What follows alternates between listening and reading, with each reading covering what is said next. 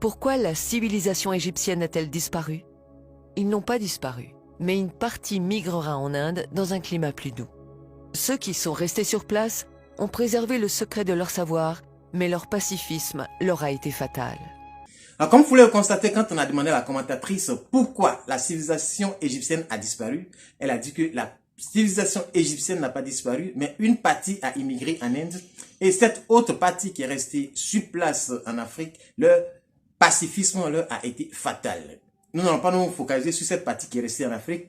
Aujourd'hui, nous allons aller de l'autre côté de la frontière, nous allons aller en Inde, étudier un peu cette autre partie qui a immigré en Inde. On vous a déjà fait une vidéo là-dessus qu'on a intitulée « Quand les Africains noirs fondaient l'Inde ». On vous a montré un peu toutes les grandes réalisations que ces Africains ont fait en Inde, tous les grands temples qu'ils ont pu construire, des temples qu'on ne peut pas même construire aujourd'hui. Donc, vous pouvez aller voir cette vidéo pour ceux qui ne l'ont pas encore vue, où nous allons la repartager pour que vous puissiez comprendre et comprendre cette autre. Donc, nos ancêtres sont allés en Inde et ils ont apporté beaucoup de choses. Aujourd'hui, nous allons nous baser précisément sur la spiritualité qu'ils ont apportée en Inde. Quelle est la spiritualité que nos ancêtres ont envoyée en Inde? Donc, étudions ensemble la spiritualité indienne.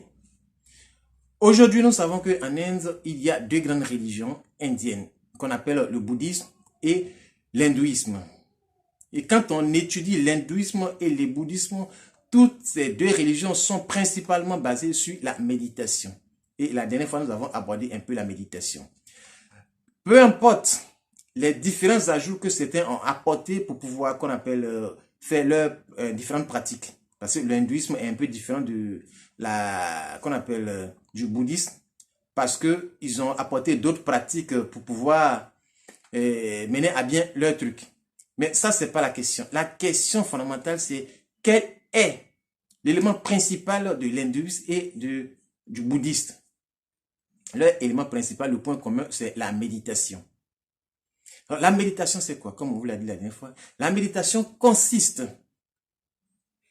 à se concentrer, à focaliser son attention, à porter son attention sur quelque chose pendant plus d'un certain moment. Certains le font jusqu'à 2 heures, 3 heures.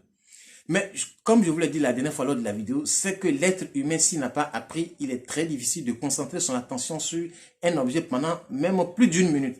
C'est vraiment très compliqué. Et la méditation, comme on l'a dit, ça nous permet de canaliser notre esprit, ça nous permet de passer de la compulsivité à la conscience. Quand je dis passer de la compulsivité à la conscience, c'est-à-dire passer qu'on appelle des comportements compulsifs à des comportements conscients. Quitter le seuil animal pour atteindre le seuil de l'humanité. C'est ça qu'on appelle maîtriser son être. Aujourd'hui, dans le monde un peu, pratiquement, on attend le développement personnel. Beaucoup de personnes parlent de développement personnel, la pratique du développement personnel, et c'est ce qui a envahi aujourd'hui le monde. Les grands conférenciers font des conférences sur le développement personnel. Et également le développement personnel, pour vous le définir un peu encore plus. Le développement personnel consiste à puiser dans son fort intérieur pour se développer personnellement. Et puiser dans son fort intérieur, c'est-à-dire aller à l'intérieur de soi. Aller à l'intérieur de soi, ça veut pas dire qu'il faut aller à l'intérieur de ce corps physique que nous voyons. C'est-à-dire maîtriser les 4 éléments fondamentaux dont nous avions parlé la dernière fois. Puisque ce corps-là, comme je vous le dis à chaque fois, ce corps-là, c'est quelque chose que nous avons emprunté à la terre, et lorsque nous allons mourir, la terre va nous l'arracher. Nous ne sommes rien de ce corps-là. Nous sommes plutôt des êtres qu'on appelle invisibles, qui faisons des pratiques physiques. Nous sommes invisibles en grande partie. Nous sommes à 99% invisibles et à 1% visibles. Donc ce corps-là est quelque chose que nous avons trouvé ici. Sa durée de vie est vraiment très limitée. Et comme on le sait, la durée de vie de l'âme ou de l'être que nous sommes, nous avons une durée de vie qui est illimitée. La maîtrise de soi est vraiment très importante. La maîtrise de soi constitue qu'on appelle la base de toutes choses que nous faisons aujourd'hui. Comme je vous l'ai dit encore dans l'une des vidéos passées, dans l'Afrique antique, même pas dans l'Afrique antique, même aujourd'hui encore, il y a certaines initiations que on ne peut pas faire à n'importe qui si la personne n'en a pas la maîtrise de soi. Un exemple plus palpable, ce qu'on appelait la porte des étoiles dans le film Stargate avant. Ces portes, nous, on a encore aujourd'hui toutes ces portes en Afrique, mais ça dépend de la personne devant qui vous vous trouvez, qui va vous initier. Mais le seul problème, c'est qu'on ne peut pas initier quelqu'un qui a moins de 45 ans. C'est-à-dire que cette personne est encore dans la compulsivité. Cette personne n'est pas encore passée de la compulsivité à la conscience. Cette personne n'est pas encore passée de la compulsivité à la maîtrise de soi. Et la maîtrise de soi, comme je vous l'ai dit, ça consiste à comprendre les 4 éléments fondamentaux de l'être humain, le fonctionnement de ces 4 éléments.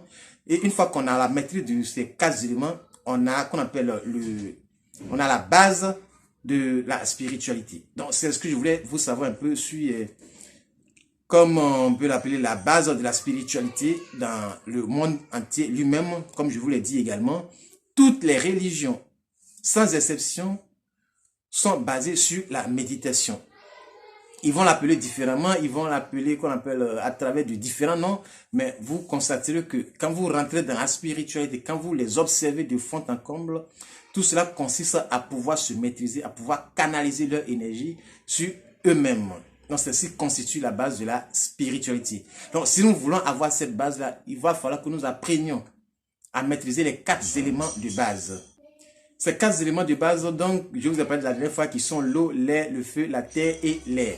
Une fois qu'on a la maîtrise de ces 4 éléments, on a les bases de la spiritualité.